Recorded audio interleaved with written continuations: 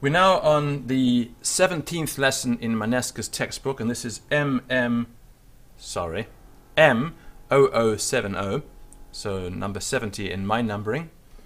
And we're going to start off with a discussion and then get into the mouvement. You haven't got to write anything down at this point. So we've already seen that nouns in French are never used without some kind of qualification, an article or some other word like my, your, his, etc. Unlike English, in English we can say I like fruit, we can say I wish for happiness, I despise selfishness, I admire genius. We can't do this in French, not in this precise way.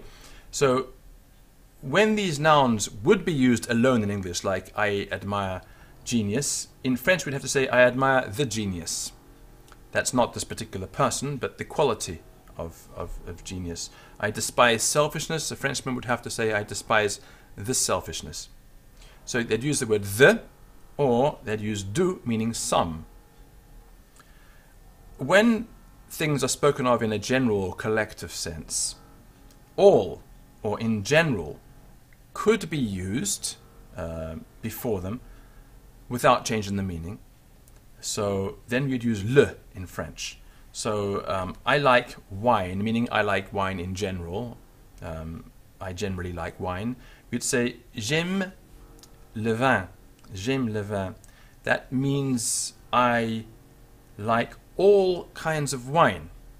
I like wine in general, not just this particular wine that's in front of me, but wine. Le, then, is equivalent to all of it, in general. And it gives us the idea here of everything, the whole lot of it in the world that exists, that could exist, that has existed, that may exist. I like wine, wine that hasn't yet been made, wine that will be made, all kinds of wine that are conceivable. I like them. J'aime le vin. So when something is spoken of, but we are not being general or universal about it, but we are limiting it to a particular object or thing, like this cup of wine that's in front of me, or only some part of wine, but not all the wine in the world, then we use du and not le. So, do you have wine? Now, in English, we don't have any modifier in front of wine. You go into the shop and say, do you have wine? You don't mean, do you have all the wine in the world that's conceivable? No. You're saying, have you got some part of all the wine in the whole universe in your shop? Right? So we don't say le, we use something else. We say, avez-vous du vin? Have you got of wine? Have you got some part of all the conceivable wine that could possibly exist in your shop that I can buy from you? Avez-vous du vin? Have you got some wine, we're saying? Some part or portion of the wine spoken of, not wine in general. And I'm going to give you some examples now, which you will write down in your book, and this should make the point very clear. So, le, as we have seen, has a universal meaning, while du carries a specific meaning, what grammarians call partitive, because it's part of, it's not the whole. So, do you like fruit? And write this down. Do you like fruit? Aimez-vous le fruit? Aimez-vous le fruit? At this point, I shouldn't have to spell anything for you, because you should know how to spell most of these words. One or two of them I will spell because they're new, but fruit, you should be able to spell. Aimez-vous le fruit? Do you like fruit? Do you avoid vice? Do you avoid vice? So, évitez-vous, évitez-vous, that's got an accent on the E for évitez-vous, le vice. Évitez-vous le vice. Do you despise selfishness? Do you despise selfishness? Méprisez-vous, with an acute accent on the E of méprisez-vous, the first E, méprisez-vous l'égoïsme? L'-E-G-O-I, with a diaresis, two dots on the I, S-M-E. Méprisez-vous l'égoïsme? However, all, in general or universally,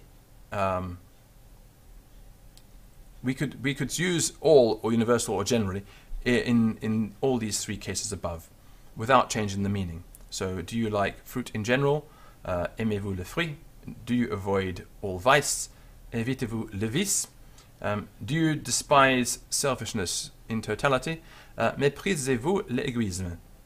Because we are speaking about these concepts in an abstract way, that means in a way that's referring to the whole idea in the whole universe. But if I were to ask this, do you drink wine? Do you drink wine? Buvez-vous du vin? Buvez-vous du vin? B-U-V-E-Z. Buvez-vous du vin? Do you drink wine? Is that man eating cheese?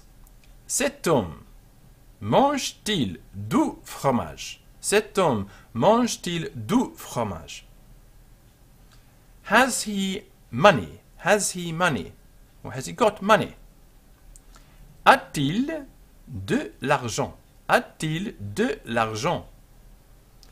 And here it's very clear that we're not talking about all the money in the world, all the wine in the world, all the cheese in the world, but just the particular money that we assume he has, the particular cheese we assume that he is eating, or the wine that we think is in his glass that he's drinking.